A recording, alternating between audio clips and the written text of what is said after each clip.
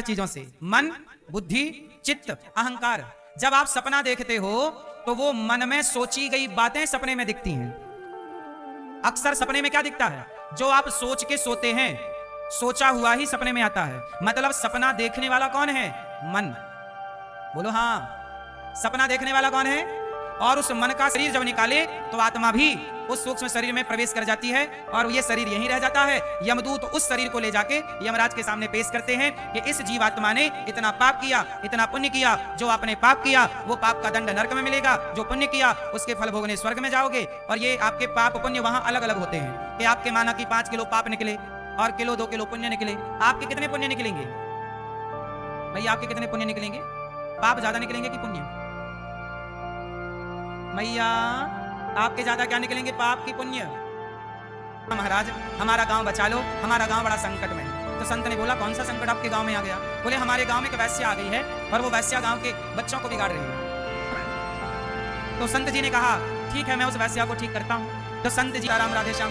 अब वो वैश्या, उसके जो ग्राहक आए, उसके जो लोग आए, वो बड़े डिस्टर्ब होने लगे बाबा जी के कीर्तन से। तो एक दिन वैश्या ने अपने यार से कहा कि बाबा की कुटिया जला दो। तो वैश्या के यार तो यार हैं, गए तो बाबा की कुटिया में माचिस मार दी। बाबा की कुटिया जल गई।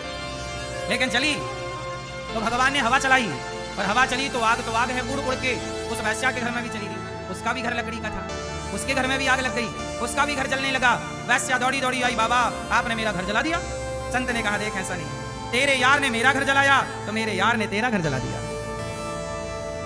आप किसी का घर जलाओगे, आप किसी का घर बिगाड़ोगे, आप किसी की पत्नी को बिगाड़ोगे, किसी के पति को बिगाड़ोगे, किसी का बसा बसाया घर बिगाड़ोगे तो तुम्हारा भी बिगड़ेगा। यदि आज तुम्हारा कुछ बिगड़ा है तो जरूर तुमने कभी किसी का बिगाड़ा होगा, ये उसी का फल है। इसलिए चुपचाप भोगो अपना फल और अब ना बिगाड़ो किसी का। यदि अब बिगाड़ोगे तो आगे का भी आपका सब बिगड़ जाएगा। जैसी करनी वैसी। पेड़ बोए बबूल का तो आम कहां से आए?